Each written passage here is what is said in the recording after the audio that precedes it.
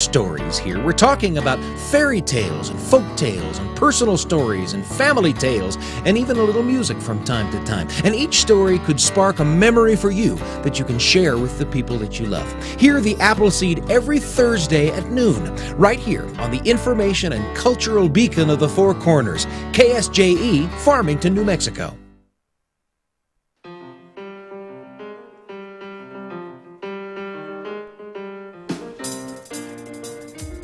11 minutes past 8 o'clock.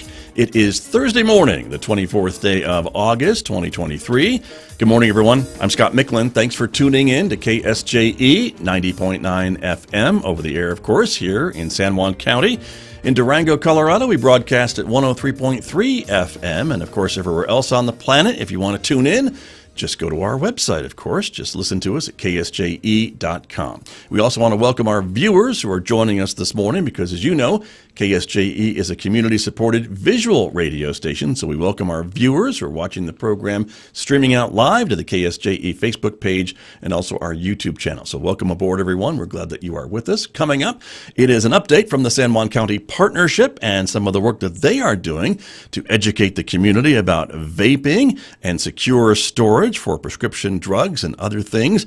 We'll talk more about that with my guest in just a moment right here on KSJE this morning. And then, of course, next hour, Mick Hess is going to take us roving with the arts. That's our weekday classical music program. That's coming up after the news at 9:06 right here on KSJE Radio.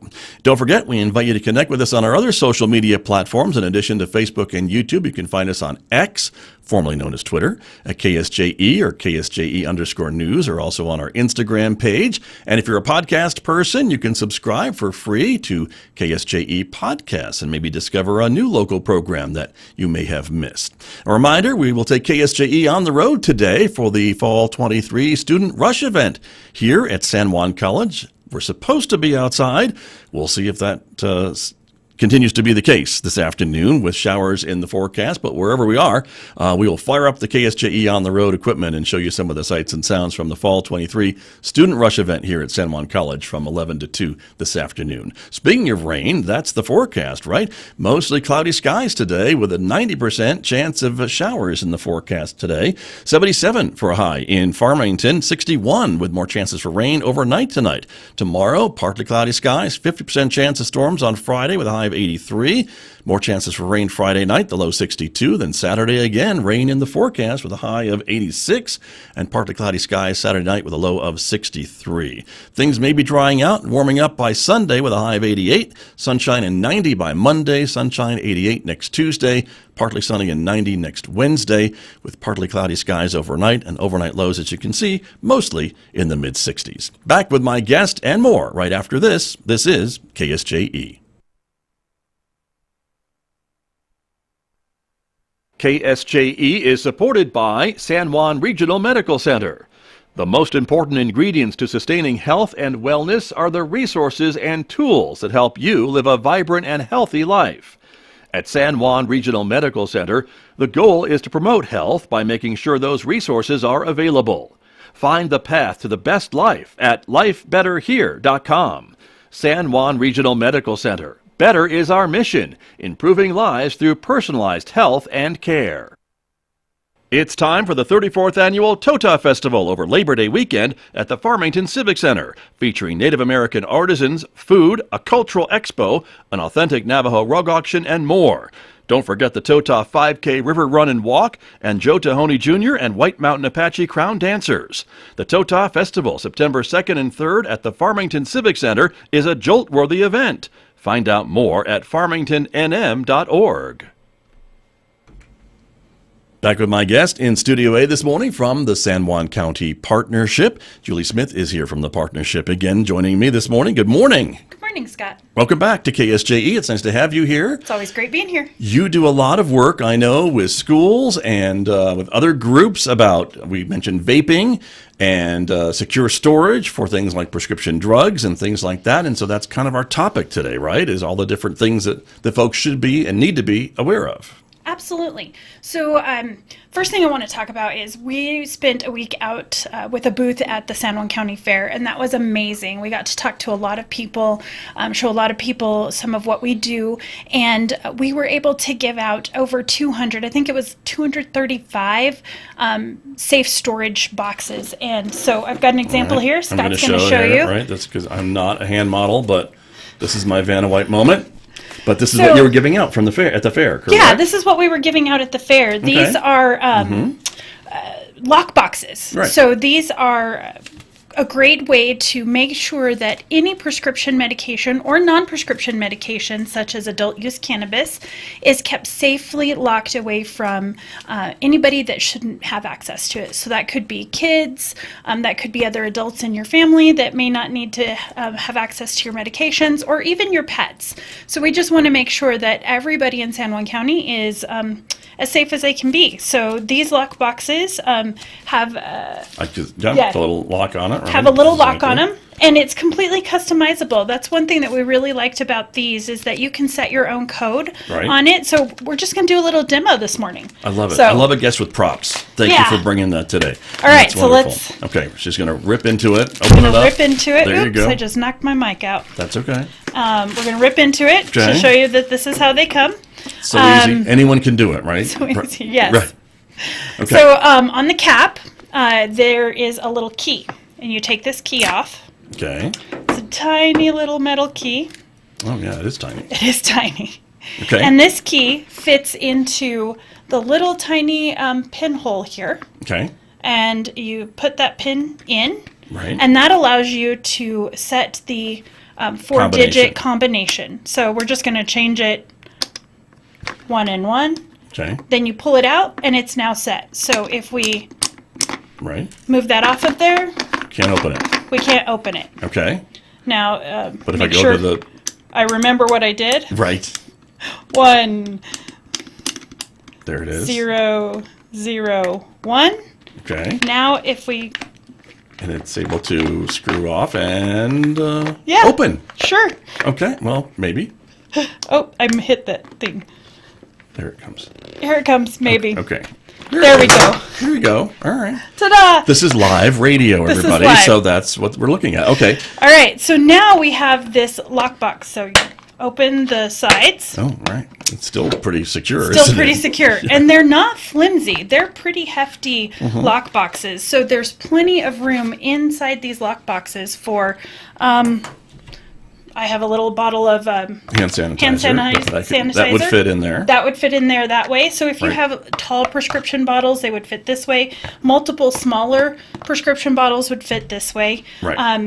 And then you can secure them, put this back on, and lock it up. There you go. The other great thing about this particular model of lockbox that we have switched to is that this will also fit on top of some prescription bottles individually. The cap. The cap itself. And I'm just saying that for the radio audience who can't see us, right? Absolutely. So the cap itself that has the code will also fit on smaller prescription bottles itself. So you can lock that on if you only have one thing that you need to lock up. Say if you're going on a trip and you need to lock up that particular and you don't want to take the big one. Right. So we gave out over 200 of these at the San Juan County Fair. How about that? That's amazing. That's terrific. But these are available commercially, right? You can go buy them. I would assume the price is not too horrible. The price is free. Oh, okay. The price is free. Well, that's even better. Yes. Yeah. If you come by our office at 2621 East 20th Street, Suite B, that's San Juan County Partnerships office, we will give you one of these for just a signature. Okay. Because I'm grant funded, this is part of what we do. The grant that I have wants to keep our community safe. And so part of that is keeping adult use cannabis and other items out of the hands of our kiddos. And so this is part of that campaign that we're doing for safe storage. Nice. Yeah. I would say while supplies last, I imagine while you don't have an unlimited supply of these. We do not have an unlimited supply, but we have a pretty decent amount. Good. We have about 200 more to give out to the community right now. Well, and maybe more in the future if these go really quickly.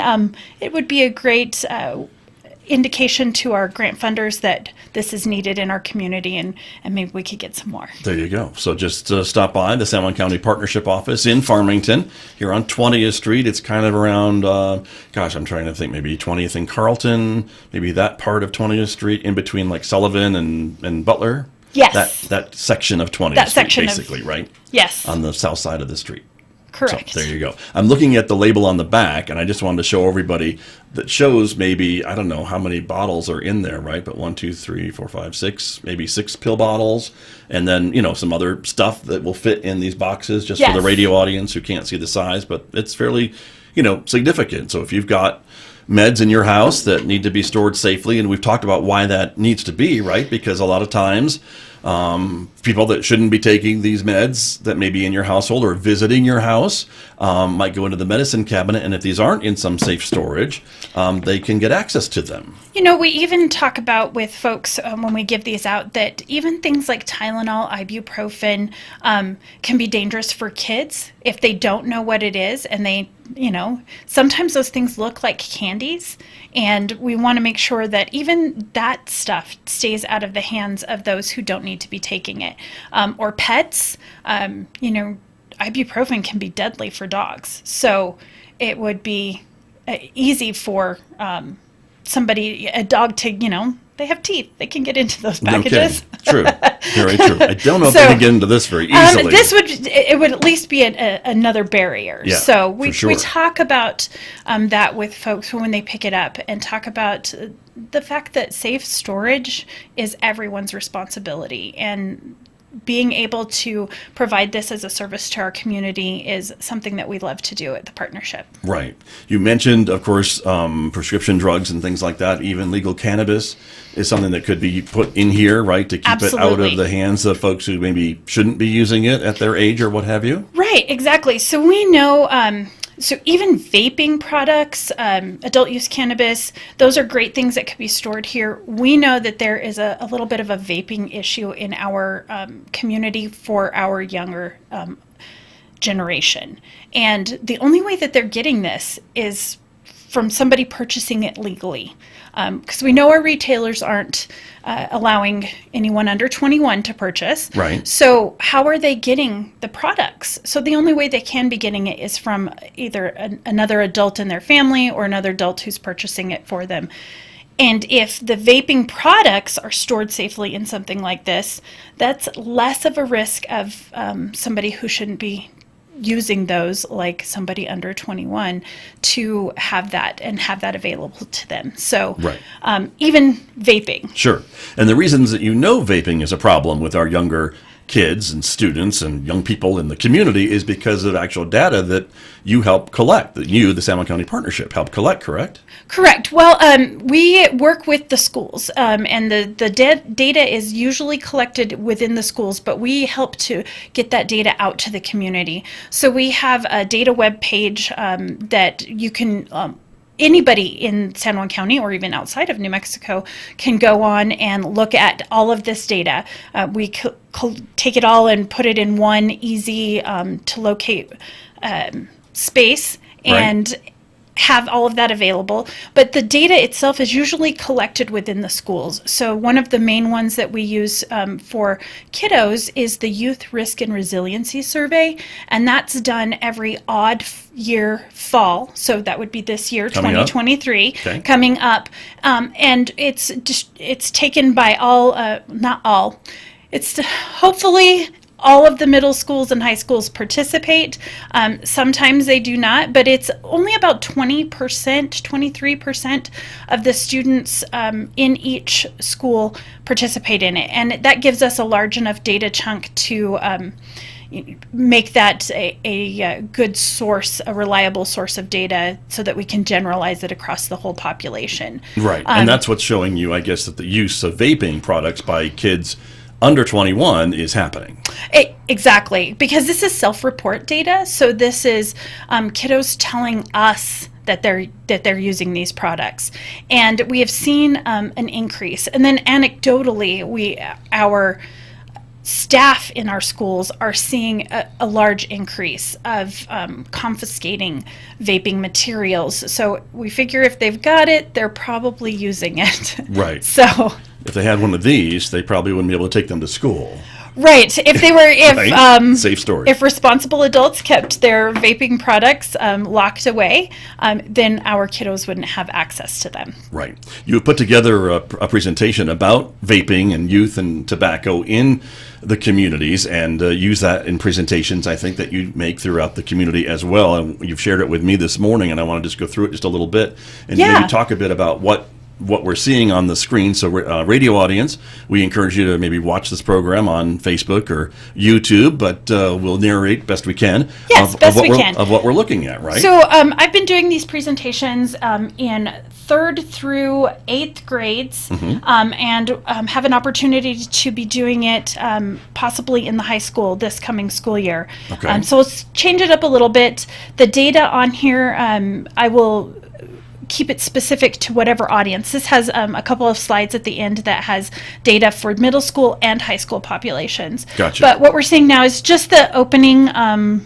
Right. frame, youth or tobacco, vaping tobacco in youth. What's the big deal? Because really, what is the big deal? That's what kids say, right? Like, Right. what's the big Exactly. Come on.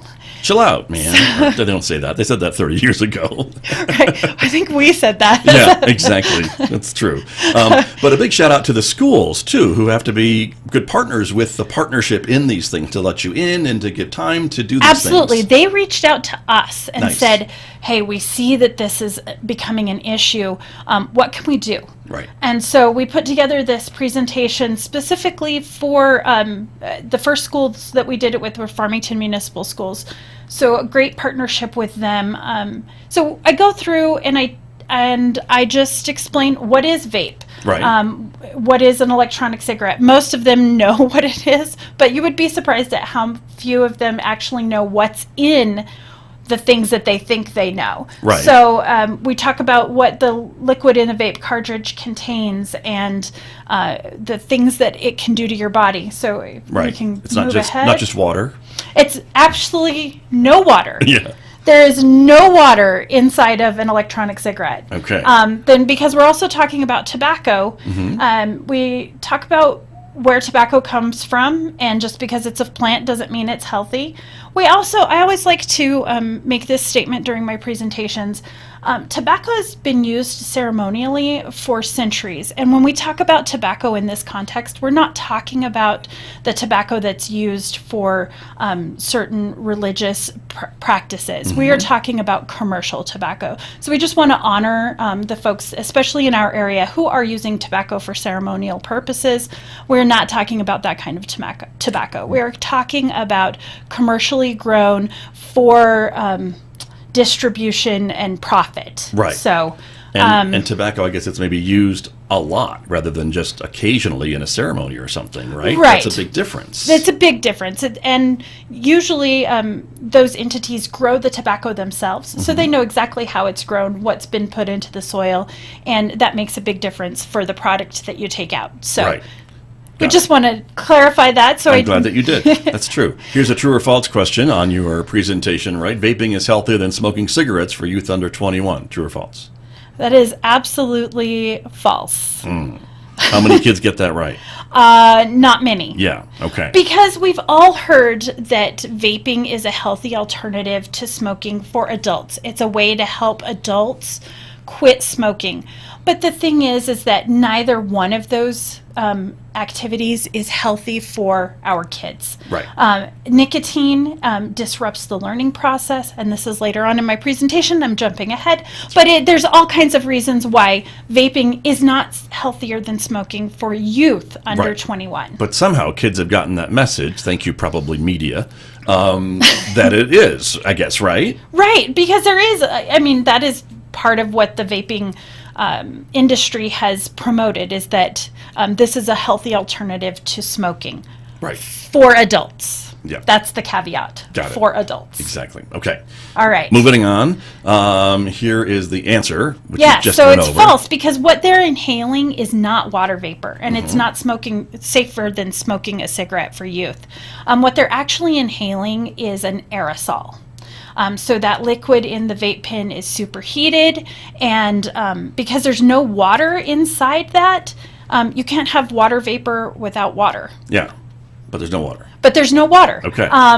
So we have this aerosol that we're inhaling. So it's an aerosol that's being inhaled, and we all know inhaling an aerosol is not a healthy activity. No.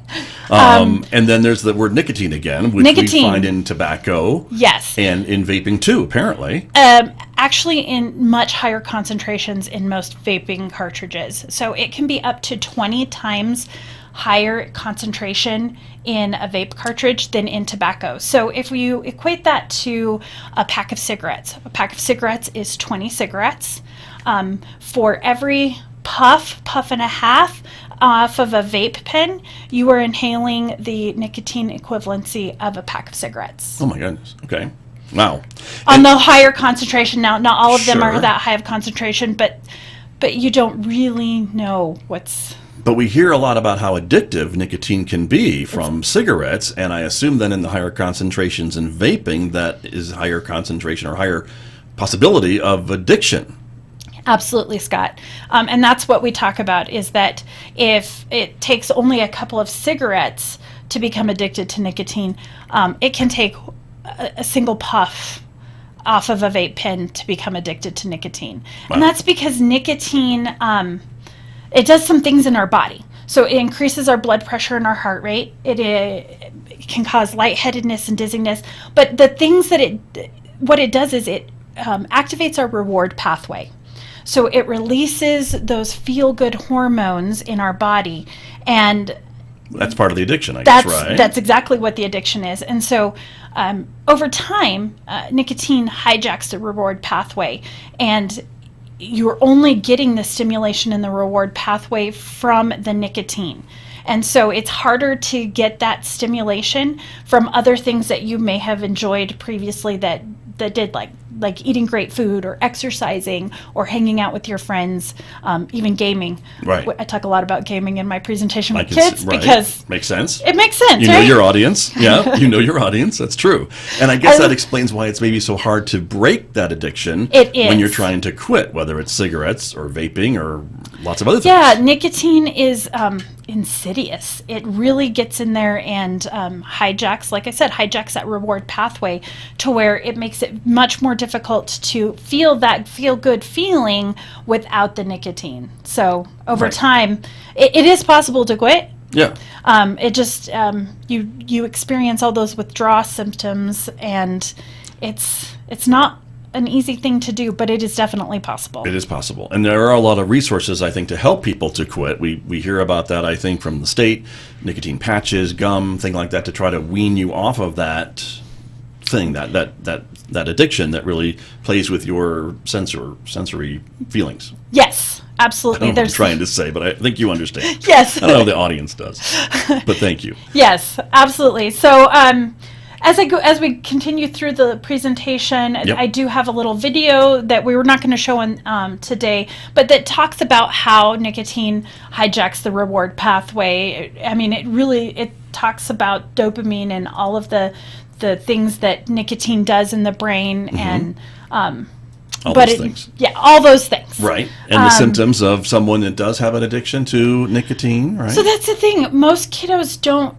they hear addiction. They hear the word addiction, and it's usually used with more harsh drugs Sure. or alcohol. And so they don't know what addiction really might look like for nicotine. I give them some examples, like needing to vape or smoke as soon as they wake up. First thing. Got to do it. That might be an addiction. If they're feeling anxious or irritable because they're craving that, that's probably an addiction. If they're doing it when and not even really thinking about it, like that's just something they do if they're hanging out, they're also smoking or vaping, that might be an addiction. If you have trouble sleeping or concentrating when you haven't been doing it, that might be addiction. And then thinking about vaping and smoking throughout the day. So I use the example of, as we're sitting in class right now, if all you can think about is getting to the bathroom to vape, because we know they're doing it in the bathroom. Right, even though they're not supposed to be. Even though they're not Right. supposed to be. Yeah. Then that's probably an addiction. Okay. And then, this is where I try to really hammer it home, if they continue vaping or smoking even after learning the health risks of it, then that's probably a vaping or smoking addiction, a nicotine addiction. Right. And the health risks are significant, The health risks are significant, including the C word, the cancer word. including the C word, cancer word. I do mention that several times in my presentation. But really, the risks for kiddos this age are really more about disrupting the learning pathways. It makes Right. it harder to learn, harder to retain information long term if that nicotine is hijacking your brain. Right. And not So- good for students No, not great for students. trying to learn. Exactly. No.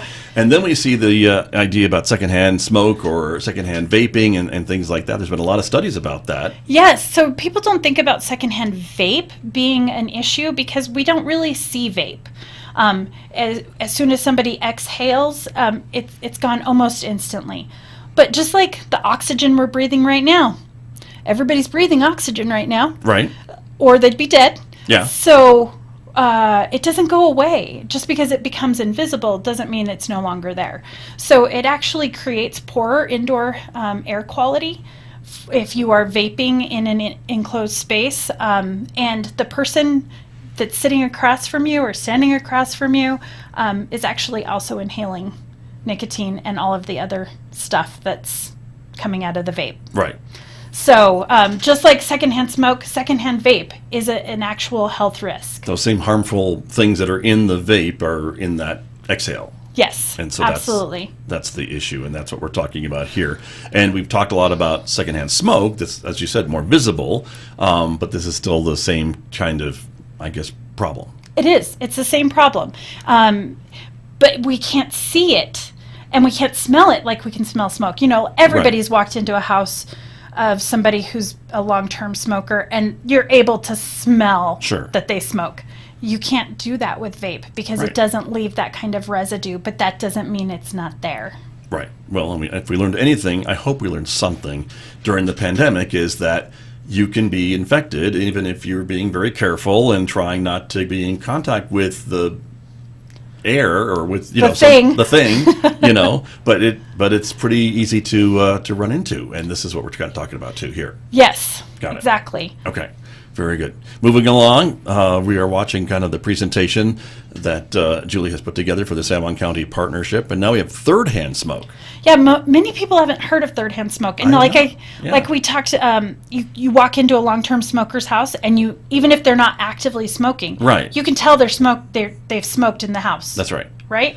It's in like the fabrics and the whatever in the room. Absolutely. That's the residual residue left over from the smoke that gets caught in anything that's soft. You know, Mm-hmm. hard surfaces are a little more, a little less porous, so Right. it's a little less prone to hold on to those materials, like our nice desk that I keep patting. Right. But things like carpeting- carpet, couches, curtains, Clothes, I guess, clothes, right? hair. Right. We've all hugged Yeah. that person that you're like, oh, you just smoked. Right. That's third hand. And the studies on third hand smoke are showing that people who are exposed to third hand smoke long term have an increased cancer risk. Wow. And they're just beginning to study that for vaping, but it's looking the same. It's the same residual residues that are landing on surfaces, getting caught on surfaces, and then through the process of off-gassing, it's being released back into the air. So anytime you touch one of those surfaces that have contained Absorbed those, it, I guess, right? Yeah, absorbed that residue, then you are re-releasing it and absorbing it into your skin, because the skin is our largest organ, and so we absorb many, many things through our skin. Right. And the residual residue from smoking and vaping is one of those things that can happen. Not a good thing. Not a good thing. Not a good thing. So we all know that smoking is not healthy for us. We've had years and years of campaigns telling us how bad smoking is for us. And we see smoking declining rapidly, especially in our youngest generation. It's almost non-existent, like 3% or less. And we'll see that data in just a second. Well, that's good news. It is great news. but we see vaping rising. Oh. Which is not good news. No. So I like to do a little comparison before I get to the data points on this presentation to show them that smoking and vaping really are not all that different. You're inhaling a smoke into your lungs. You're inhaling an aerosol into your lungs. They're both not oxygen, not good for your lungs. Right. They can both contain nicotine, which can be addictive and cause long-term cognitive issues for the developing adolescent brain. Smoke inhaled contains heavy metals, so does the aerosol from vaping. Secondhand smoke and secondhand vape are also dangerous to those not vaping. So they're really not that different after all. And that's the thing that I want them to leave the presentation with, is knowing that they know smoking's not good for them, Right. because that campaign has worked. Right. But vaping is also not good for them. So then we do a little data, because in my line of work as a certified prevention specialist, we like to focus on the actual data. So I have a little poll question that I ask them. Most middle school or high school youth vape or use tobacco, true or false? Okay. And most of them say true. They say at least 50%. Right. And that is absolutely false. So this is from the 2021 YRRS, the Youth Risk and Resiliency Survey, which is our most recent data. And it shows that only 9.2% of middle schoolers had used a vape device, e-cigarette device in the last 30 days, and only 3.1% had smoked cigarettes. And then for the other forms of tobacco, it's even smaller, like smokeless tobacco. And this is San Juan County data. This is only youth in San Juan County. Yeah. Okay. So this is not the rest of the state. This Okay. is just our kiddos. Nice. And So then that's good news. That looks good to me. it is good. Unfortunately, it's on the rise. Oh. From the 2019 data, it was only 6%. And now it's 9.2. And now it's 9.2. Okay. So it's on the rise with our middle schoolers. Our high schoolers, it's a little worse. Okay.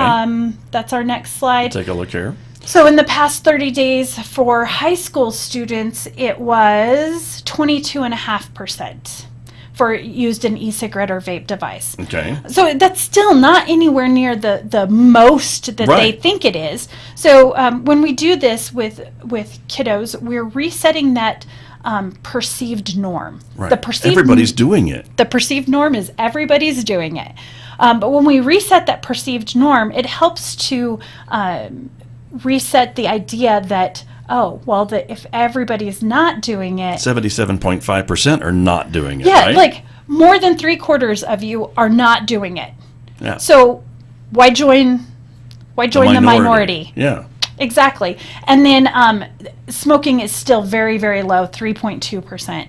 And that's great. So And we is it know staying low. it's staying low. All right. Smoking is staying low, even Good. ticking down a couple of tenths of a percent each Okay. time the survey comes out. Gotcha. So our smoking campaigns have worked. Right. Kids know now smoking is not good for them. Yeah. Now we just have to hit it home that vaping is also not good for them. Right. Well, and again, this is local data. So again, when you talk to your kids or your grandkids or nieces or nephews, most of your fellow friends in San Juan County are not doing this. Most of them are not. Yeah, and that's, I think, great news. And even though it's increasing, but still, the majority is not. The majority is not. That's so- what we like to. There are resources for youth for quitting. So you can text Okay. it's really blurry on the I'm screen. sorry. No, Right. no. Yeah. Oh, okay. Quit vaping. You can quit vaping. You can text whatever that is. What does it Yes. say? I cannot tell. It's too distorted at this level. We'll That's look it okay. We'll look it up. find it. Or 8 to 837-09 for help. Right. Anyway, there are resources. So I tell kiddos, if you're not comfortable doing this, go to a trusted adult. Most of the school nurses are there and wanting to help you. So go to a school nurse, go to another trusted adult and just say, hey, I started doing this with my friends or just because I was curious, and now I think I might have a problem and I don't want to do this anymore. So Right. let's find me some help. Right. And so there are resources out there. But we can, folks who can't maybe see this clearly on our screen this morning, can go to the San Juan County Partnership website where we went to Yes. and watch this and get that information. There's a lot more information on the website as well to help with this. cpartnership.org is the name of the website. Thank you to do that. But fascinating presentation and encouraging data, even though these numbers are kind of creeping up. But again, I think the message is getting out there slowly to kids about the dangers of this new-ish thing. Vaping's been around now for a while, but it's still relatively, compared to cigarettes, a new thing. Compared to cigarettes, it is new in our landscape. And our kiddos are just, they're curious. They want to do all the things, even if it's not the healthy things. So Right. we just have to take the time to educate them and encourage them to find healthy alternatives to doing those things that, help stimulate that reward pathway. So There you go. Well, you've educated us this morning, Julie Smith. Thank you for doing that, and thank you for being here. thanks for having me, Scott. You bet. A reminder that these secure storage, lock boxes, safe storage, I should say, are available for free at the San Juan County Partnership offices on 20th Street in Farmington. Julie says she will give them out if you just stop by and sign. Just a signature. A I just signature? need a printed name and a signature for Okay. tracking purposes for my grant. There you Nothing go. else. I'm not even going to spam you with phone calls. Look at that. So there you go. A great opportunity to be safe in your home, to get one of these safe storage boxes that can hold a lot of important things and keep them out of the wrong hands. That's the main point of it, too. That is the main point. Great. Great information. Thank you for being here. Thanks, Scott. You bet. My guest, Julie Smith from the San Juan County Partnership, here with me on KSJE.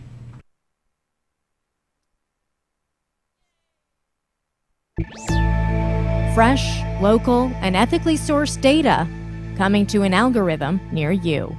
From